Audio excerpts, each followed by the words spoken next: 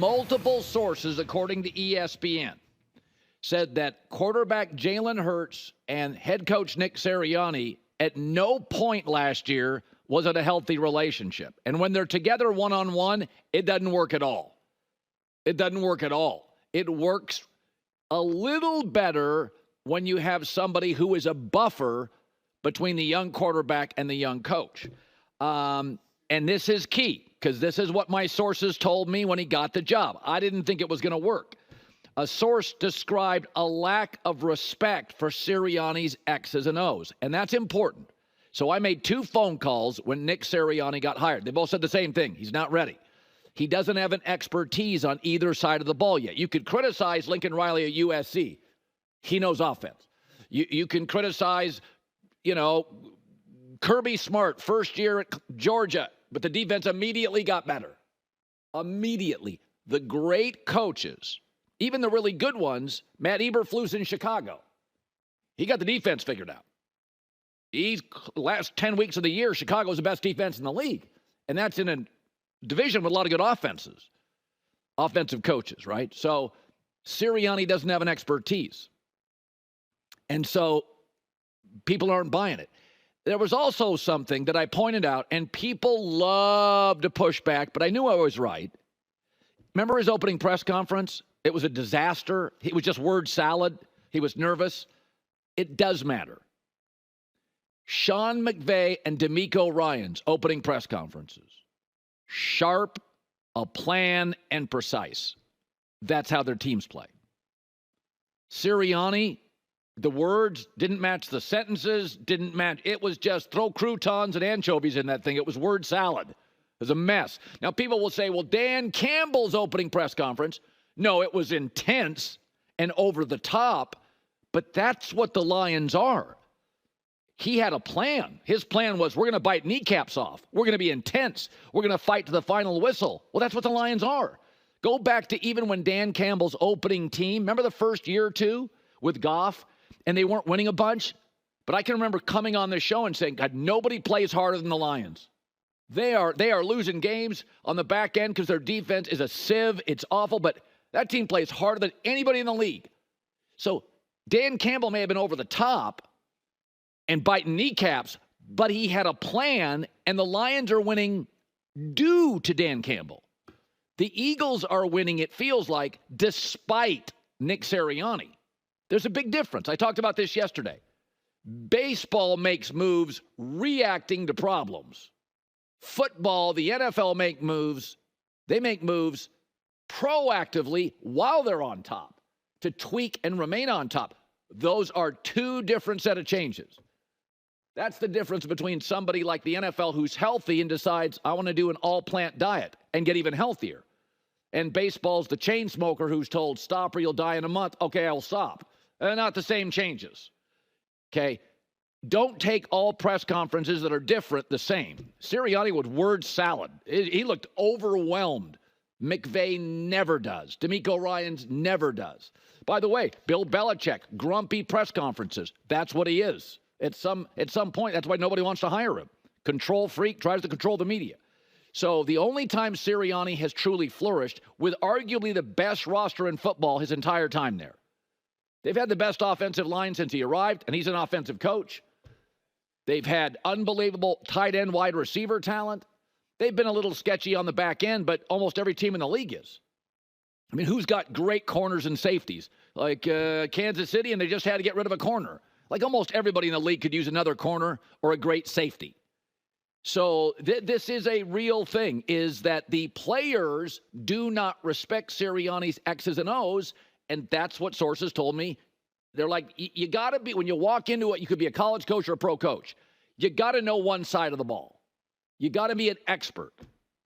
You don't have to be an expert on both. I mean, McVay's run through defensive coordinators. Kyle Shanahan's run through defensive coordinators. But the Niners are about that offense and the physicality of it. And the Rams are about that offense and the precision of it. And so this is a real thing. Those opening press conferences, they're a glimpse. I say this. You go to Wednesday press conferences for quarterbacks. They don't say everything. Nothing is everything, but everything's something. And this story does not surprise me. They don't respect his X's and O's. He's like strangely difficult to get along with, sometimes juvenile, barking at fans, refs. So there you go. Eventually, the truth comes out. The truth always comes out. So Team USA clobbered Brazil. 122-87. They shot almost 58% from the floor. If we wanted a shot, we got it and mostly made it.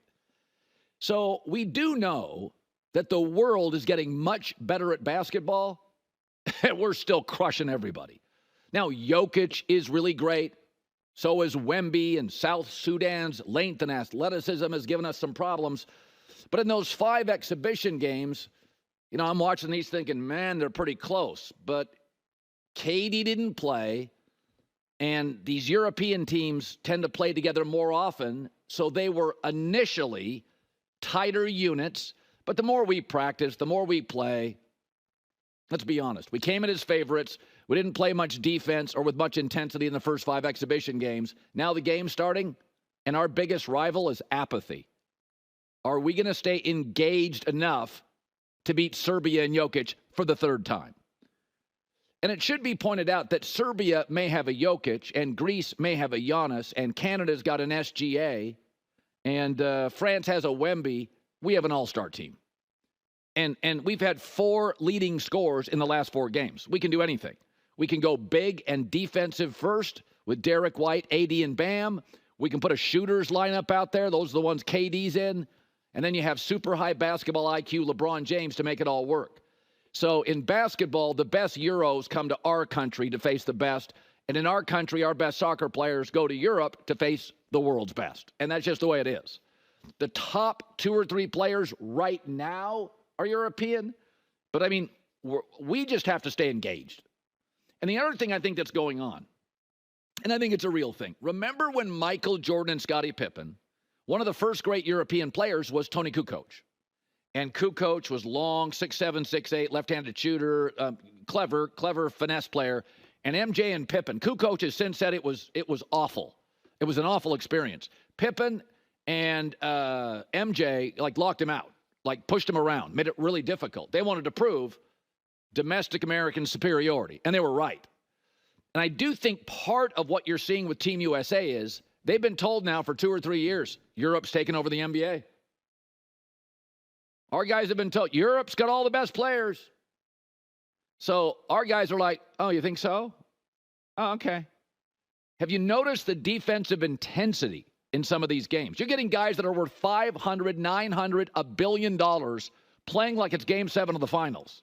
Is it for the flag? Yep, but I also think it's for pride. Everybody's talking about Jokic and Giannis. Here comes Wemby and Luka, and our guys are like, nah, bruh, no, we're not going to have that. We're going to blow you guys out. So there's a little bit of a Ryder Cup pride going on right now. And as you've had this sort of umbrella, this discussion, this narrative of Europe's taken over the NBA, I think our guys have had enough of it. And so they're just walloping people. Again, can they stay engaged? Can they fight the apathy? I think one thing that helps, the games are shorter. So, I mean, it's like a baseball games were 7 innings. Like, if your starter goes 6, you're good. And I kind of find with Team USA, the shortage of time, it's harder to sub in everybody because our bench is so deep. But it can keep you don't have to play as intense as long. And it's a thing to behold. I mean, American hero LeBron playing with stitches yesterday could have 100. Hi, everybody. It's me, Uncle Colin. Subscribe here to get the latest from the herd, including exclusive behind-the-scenes videos and more, wherever you may be, however you may be watching. Thanks again for making us part of your day.